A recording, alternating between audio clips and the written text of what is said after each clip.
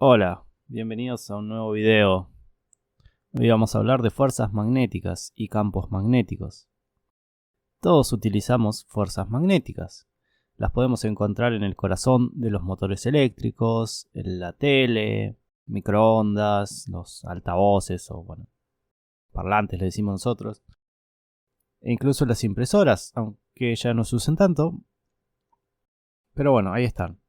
Como todos sabemos, los aspectos más familiares del magnetismo están asociados con los imanes permanentes, que atraen objetos de hierro que no son magnéticos y que atraen o repelen a otros imanes. Un ejemplo muy característico de esta interacción es la aguja de una brújula que se alinea con el campo magnético terrestre. No obstante, la naturaleza fundamental del magnetismo es la interacción de las cargas eléctricas en movimiento y, a diferencia de las fuerzas eléctricas que actúan sobre las cargas eléctricas que estén en movimiento o no, las fuerzas magnéticas solo actúan sobre cargas que se mueven. Aunque las fuerzas eléctricas y magnéticas son muy diferentes unas de otras, para describir ambos tipos usaremos la idea de campo. Ya vimos que las fuerzas eléctricas ocurren en dos etapas. 1. Cuando una carga produce un campo eléctrico en el espacio que la rodea. Y 2. Una segunda carga responde a este campo. Las fuerzas magnéticas también ocurren en dos etapas. En primer lugar, una carga o conjunto de cargas en movimiento, o sea, una corriente eléctrica, produce un campo magnético. A continuación, una segunda corriente o carga en movimiento responde a ese campo magnético, con lo que experimenta una fuerza magnética. En este curso vamos a estudiar la segunda etapa de la interacción magnética, o sea, el modo en que las cargas y corrientes responden a los campos magnéticos.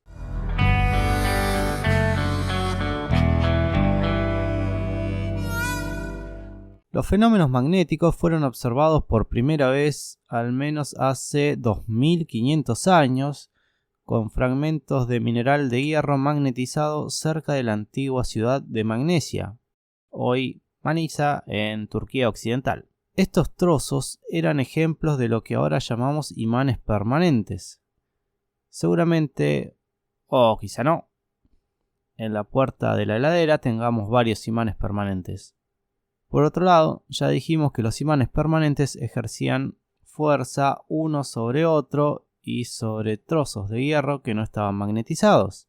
Esto se descubrió a partir de una varilla de hierro que entraba en contacto con un imán natural, donde se observaba que aquella también se magnetizaba y que si la varilla flotaba en agua o se suspendía de un hilo por su parte central, tendía a alinearse con la dirección norte-sur. Por lo tanto, podemos decir que la aguja de una brújula ordinaria no es más que un trozo de hierro magnetizado. Antes de que se entendiera la relación que había entre las interacciones magnéticas y las cargas en movimiento, las interacciones de los imanes permanentes y las agujas de las brújulas se describían en términos de polos magnéticos. ¿Cómo es esto? Si un imán permanente en forma de barra o imán de barra tiene libertad para girar, uno de sus extremos señalará al norte. A este extremo se lo llama polo norte o polo N. El otro extremo es el polo sur o polo S. Los polos opuestos se atraen y los polos iguales se rechazan, se repelen. Un objeto que contenga hierro, pero que no esté magnetizado, o sea, que no tenga tendencia a señalar al norte o al sur, será atraído por cualquiera de los polos de un imán permanente. Esta es la atracción que actúa entre un imán y la puerta de acero no magnetizada de una heladera, por ejemplo. Por analogía con las interacciones eléctricas, describimos las interacciones que mostramos como un imán de barra que genera un campo magnético en el espacio que la rodea y un segundo cuerpo responde a dicho campo, La aguja de una brújula tiende a alinearse con el campo magnético en la posición de la aguja. Por su parte, la Tierra misma es un imán.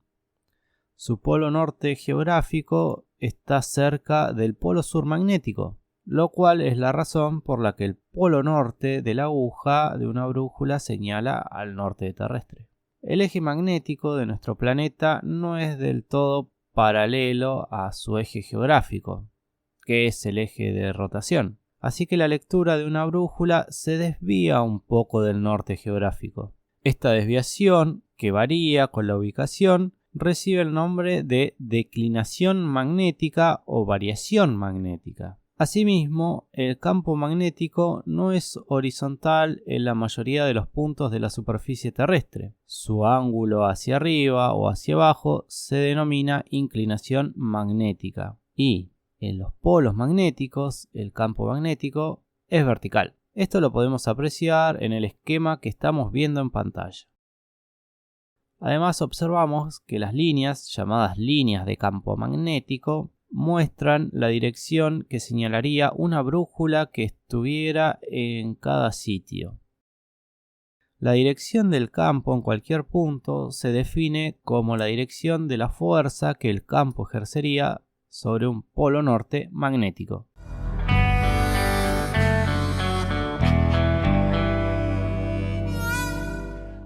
Tal vez el concepto de polos magnéticos parezca similar al de carga eléctrica, y los polos norte y sur parezcan análogos a la carga positiva y a la carga negativa. No obstante, tal analogía puede ser errónea. ¿Por qué?, se preguntarán. Bueno, si bien las cargas positiva y negativa existen aisladas, no hay evidencia experimental de que exista un polo magnético aislado. Los polos siempre ocurren por pares. ¿Y qué significa esto? Que si un imán de barra es partido en dos, cada extremo se convierte en un polo.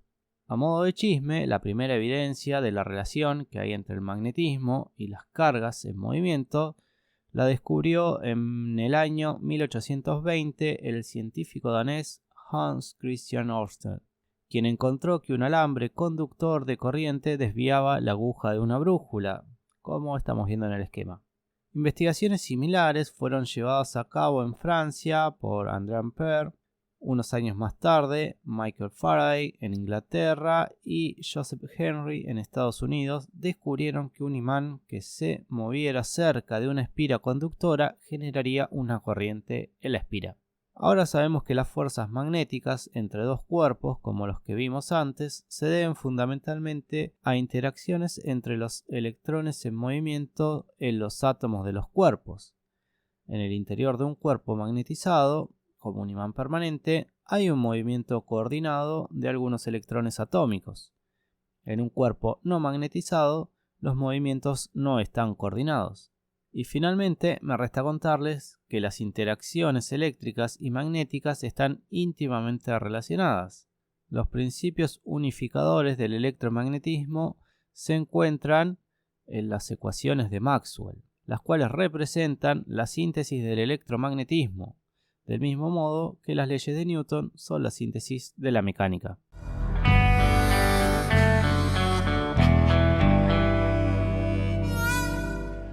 Para introducir el concepto de campo magnético de manera adecuada, repasemos el concepto de campo eléctrico. Representamos las interacciones eléctricas en dos etapas. Primero, una distribución de carga eléctrica en reposo crea un campo eléctrico E en el espacio circundante. Y segundo, el campo eléctrico ejerce una fuerza F igual a Q por E sobre cualquier otra carga Q que esté presente en el campo. Recuerden que tanto F como E son vectores. Entonces vamos a describir las interacciones magnéticas de manera similar. Primero, una carga o corriente móvil crea un campo magnético en el espacio circundante, además de su campo eléctrico. Y segundo, el campo magnético ejerce una fuerza F vector sobre cualquier otra carga o corriente en movimiento presente en el campo. Al igual que el campo eléctrico, el magnético es un campo vectorial. es decir, una cantidad vectorial asociada con cada punto del espacio. Vamos a usar el símbolo B para representar el campo magnético, ¿sí? B vector. En cualquier posición, la dirección de B del campo magnético se define como aquella en la que tiende a apuntar el polo norte de la aguja de una brújula. En la figura que esquematiza la Tierra, las flechas sugieren la dirección del campo magnético terrestre para cualquier imán, y para cualquier imán, B apunta hacia afuera de su polo norte y hacia adentro de su polo sur.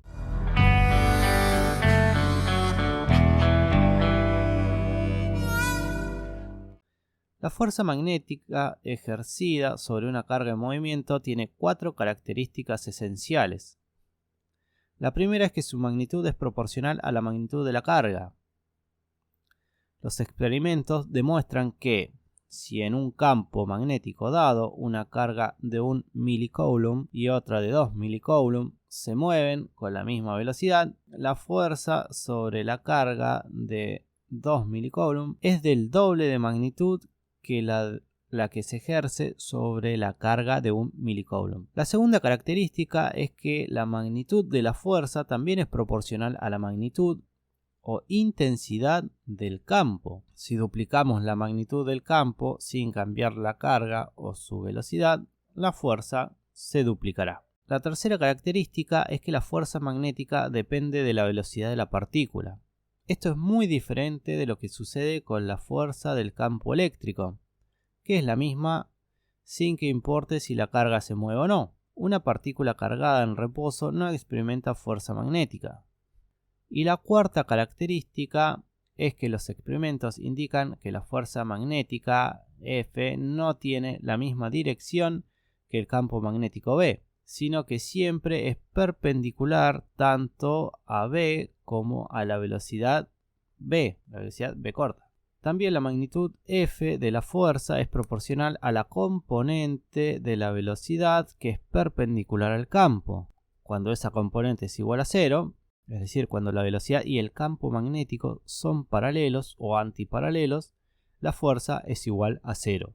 En pantalla vemos ilustradas estas relaciones. La dirección de la fuerza siempre es perpendicular al plano que contiene a la velocidad B y el campo magnético B, velocidad B corta, campo magnético B larga. Su magnitud está dada por una ecuación que estamos viendo, donde Q es la magnitud de la carga y phi es el ángulo medido desde la dirección de la velocidad hacia la dirección del campo magnético, tal y como vemos en la figura. Ahora, esta descripción no especifica por completo la dirección de la fuerza F. Siempre hay dos direcciones opuestas entre sí que son perpendiculares al plano de la velocidad y el campo. Para completar la descripción tenemos que utilizar la misma regla de la mano derecha con la que definimos el producto vectorial allá por el video de vectores. Básicamente la regla nos dice que dibujemos los vectores velocidad y campo magnético con sus orígenes unidos, como vemos en la figura. Luego imaginemos que gira la velocidad hasta que apunta en dirección del campo. Lo hacemos por el más pequeño de los dos ángulos posibles. Acto seguido, doblemos los dedos de la mano derecha en torno a la línea perpendicular al plano de la velocidad y el campo, de modo que se enrosquen con el sentido de rotación de la velocidad hacia el campo.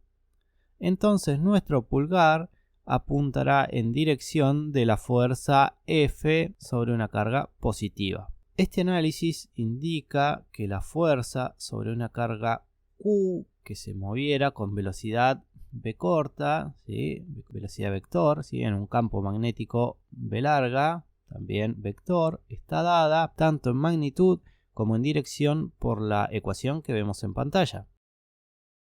Y un dato de vital importancia, esta ecuación no se deduce teóricamente, sino que es una observación basada en experimentos. Otra cosa es que esta ecuación es válida tanto para cargas positivas como negativas. Cuando Q es negativa, la dirección de la fuerza F es opuesta a la del producto vectorial de la velocidad por el campo. Si dos cargas con magnitud igual y signos contrarios se mueven con la misma velocidad en el mismo campo magnético, las fuerzas tienen igual magnitud y dirección opuesta. La primera ecuación que vimos nos da la magnitud de la fuerza magnética F en la segunda ecuación. Tal magnitud se puede expresar en una forma distinta pero equivalente, puesto que φ es el ángulo entre la dirección de los vectores velocidad y campo magnético. Se puede interpretar al producto B seno de φ como la componente del campo B perpendicular a la velocidad B chica,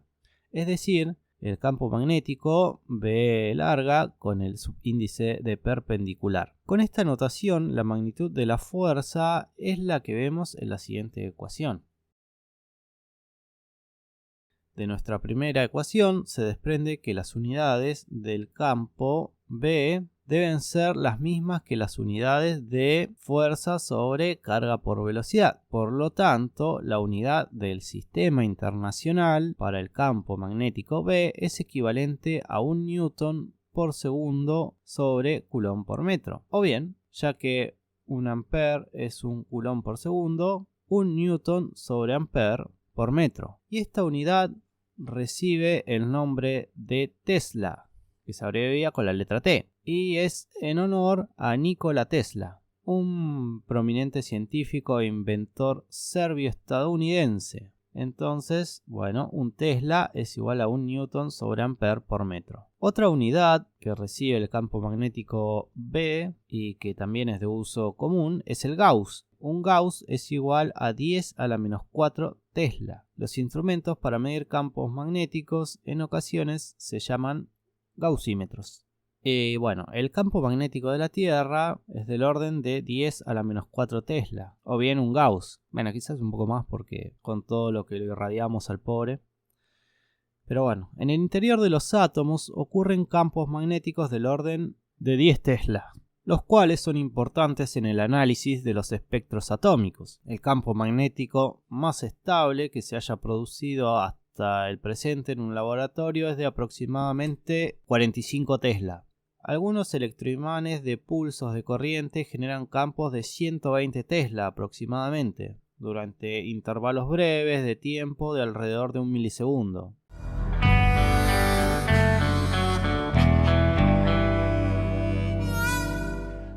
Para explorar un campo magnético desconocido se mide la magnitud y duración de la fuerza sobre una carga de prueba en movimiento. Y luego se emplea la ecuación que vemos ahora para determinar el campo magnético B. Ahora, si está presente un campo magnético, en general el haz de electrones sufre una desviación. Pero si el haz es paralelo o antiparalelo al campo, entonces, bueno, nuestro ángulo φ es igual a 0 o a pi, ¿sí? Al número pi, en la ecuación primera que vimos. Por lo tanto, la fuerza es igual a 0. Es decir, que no hay fuerza ni desviación. Por otro lado, como vemos ahora, si se encuentra que el haz de electrones no tiene desviación cuando su dirección es paralela a cierto eje, el vector campo magnético debe apuntar hacia arriba o hacia abajo de ese eje. Entonces, si el tubo se gira 90 grados, lo que sería la parte B de nuestra figura, φ es igual a pi sobre 2 en la primera ecuación, y la fuerza magnética es máxima. El haz tiene una desviación que es perpendicular al plano del campo y la velocidad. La dirección y la magnitud de la deflexión determinan la dirección y la magnitud del campo magnético. Además, tengamos en cuenta que el electrón tiene carga negativa, por lo tanto, en la figura B, la fuerza va a tener dirección opuesta a la fuerza de una carga positiva. Cuando una partícula cargada se mueva a través de una región del espacio en que estén presentes los campos eléctrico y magnético, ambos ejercerán fuerza sobre la partícula. La fuerza total, F, es la suma vectorial de las fuerzas eléctrica y magnética. lo que vemos representado matemáticamente en pantalla.